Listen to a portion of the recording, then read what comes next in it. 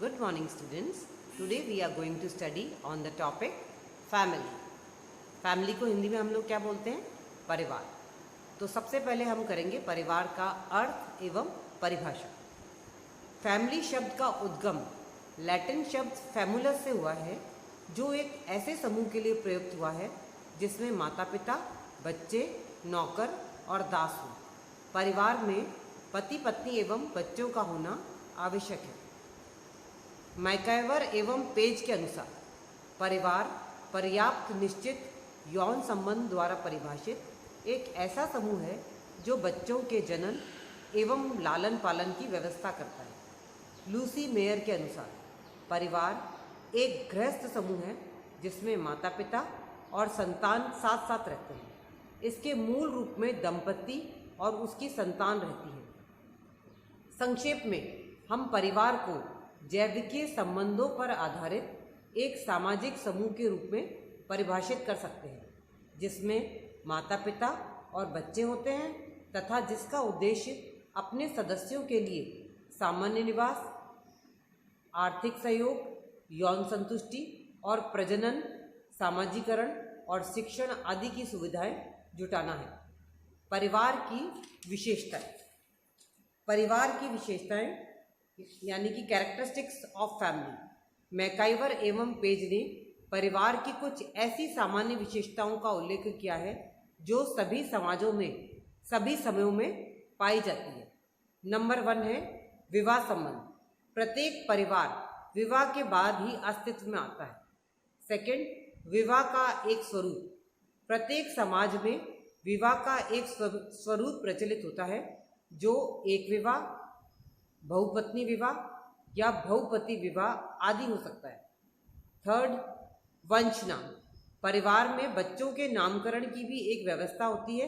बच्चे या तो पिता के नाम से जाने जाते हैं या माता के नाम से। फोर्थ, अर्थव्यवस्था। प्रत्येक परिवार में अपने सदस्यों के भरण पोषण के लिए कोई ना कोई आर्थिक क्रिया अवश्य पाई जाती है। फिफ्थ, सामान्य निवास। प्रत्येक परिवार के सदस्य एक स्थान पर निवास करते हैं जिसे वे घर कहते हैं। ये तो हो गई सामान्य विशेषताएं। अब मैकाइवर एवं पेज ने कुछ विशिष्ट विशेषताएं भी बताई हैं, जो मैं अब आपको बता रही हूँ। विशिष्ट विशेषताएं, परिवार की जो विशिष्ट विशेषताएं वो इस प्रकार है। नंबर 1, सार्वभौमिक। परिवार रूपी संस्था सभी कालों एवं सभी स्थानों पर पाई जाती है। सेकंड, भावात्मक आधार। परिवार के सदस्यों में परस्पर भावात्मक संबंध होते हैं। उनमें प्रेम, सहयोग, बलिदान एवं सहिष्णुता के भाव पाए जाते हैं। थर्ड, रचनात्मक प्रभाव। बच्चा परिवार में ही अच्छी और बुरी बातें सीखता है। उसके व्यक्तित्व का निर्माण करने में परिवार का प्रभाव सर्वोपरि है। फोर्थ, केंद्र स्थिति। सामाजिक संरचना में परिवार की केंद्र स्थिति है। कई परिवारों से मिलकर ही वंश, गोत्र, उपजाति, जाति, समुदाय एवं समाज बनता है। फिफ्थ, सदस्यों का उत्तरदायित्व। अन्य संघों एवं संस्थाओं की अपेक्षा परिवार का अपने सदस्यों के प्रति अधिक एवं महत्वपूर्ण उत्तरदायित्व है। सिक्स्थ, सीमित आकार। परिवार की सदस्यता जैविक होने के कारण परिवार के सदस्यों की संख्या सीमित होती है, अन्य संगठनों की तरह हजारों में नहीं होती। सेवेंथ, सामाजिक नियमन। प्रथाओं एवं परंपराओं द्वारा प्रत्येक परिवार अपने सदस्यों पर नियंत्रण रखता है और समाज व्यवस्था को बनाए रखने में सहयोग देता है। एट्थ, परिवार की स्थायी और अस्थायी प्रकृति। संस्था के रूप में परिवार स्थायी है, आदि काल से चला आ रहा है, किंतु संघ के रूप में व्यक्तिगत परिवार सदस्यों की मृत्यु होने पर समाप्त भी होते रहते हैं। अब हम पढ़ेंगे भारत में परिवार के प्रकार। मानव समाज के विकास के साथ साथ परिवार के भी अनेक रूप अस्तित्व में आए हैं। प्रत्येक स्थान की भौगोलिक, आर्थिक, सांस्कृतिक परिस्थितियों ने भिन्न भिन्न प्रकार की परिवार व्यवस्था को जन्म दिया है। सदस्यों की संख्या, विवाह का स्वरूप, स्त्री पुरुष की सत्ता, निवास, वंश नाम आदि के आधार पर परिवार का वर्गीकरण किया जाता है। भारत में पाए जाने वाले विभिन्न प्रकार के परिवारों का वर्गीकरण इस प्रकार से है। नंबर 1, सदस्यों के संख्या के आधार पर परिवार, on the basis of numbers.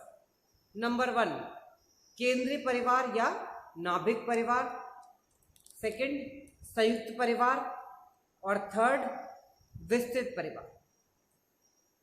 अब है निवास के आधार पर परिवार, on the basis of residence. विवाह के बाद दंपति का निवास स्थान कहाँ हो, इस आधार पर भी परिवारों का वर्गीकरण किया गया है, जो इस प्रकार से है। नंबर 1, पितृस्थानीय परिवार, पैट्रीलोकल फैमिली। नंबर 2, मातृस्थानीय परिवार, मैट्रीलोकल फैमिली। नंबर 3, नवस्थानीय परिवार, नियोलोकल फैमिली। नंबर 4, मातृ पितृ स्थानीय परिवार, बायोलोकल फैमिली।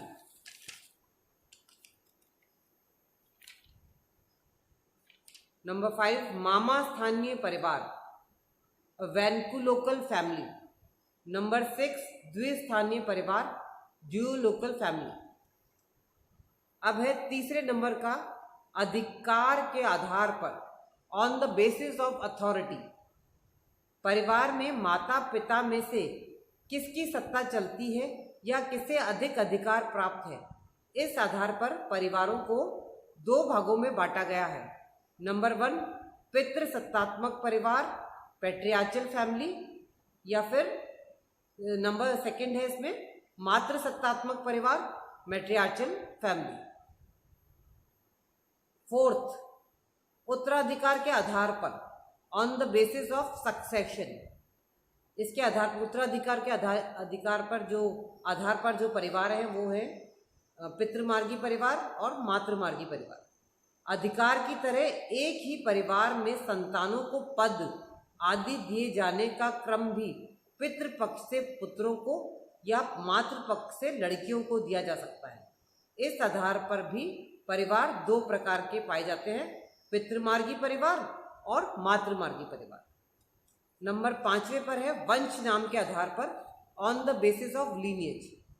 परिवारों का वर्गीकरण वंश नाम के आधार पर भी किया जा सकता है।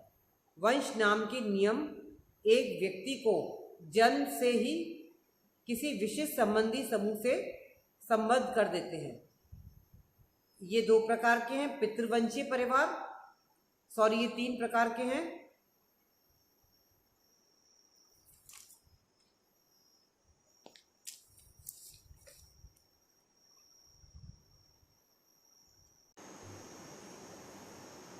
ये 4 प्रकार के हैं वंश नाम के आधार पर, पितृवंशीय परिवार, मातृवंशीय परिवार, उभयभावी परिवार एवं द्विनामी परिवार। 6th, विवाह के आधार पर, on the basis of marriage. किसी भी समाज में प्रचलित विवाह की रीति के आधार पर निर्मित परिवारों को हम प्रमुखतः 2 भागों में बांट सकते हैं। प्रथम, एक विवाही परिवार और द्वितीय बहुविवाही परिवार। इनके भी उपभाग हैं जिनका उल्लेख हम लोग करेंगे। नंबर 1 है एक विवाही परिवार, यानी कि मोनोगैमस फैमिली, और दूसरा है बहुविवाही परिवार, पॉलीगैमस फैमिली। ऐसे परिवारों में एक समय में एक से अधिक जीवन साथी स्वीकृत होते हैं, इसलिए इसे बहुविवाही परिवार कहते हैं। ये भी 2 प्रकार के हैं, 3 प्रकार के हैं भी, बहुपत्निक परिवार, पॉलीगायनस फैमिली, बहुपति विवाही परिवार, पॉलीएंड्रस फैमिली एवं समूह विवाही परिवार।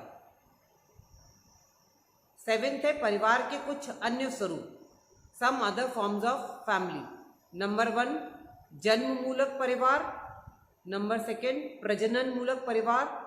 नंबर 3, समृद्ध परिवार। और नंबर 4 है विवाह संबंधी परिवार। Thank you.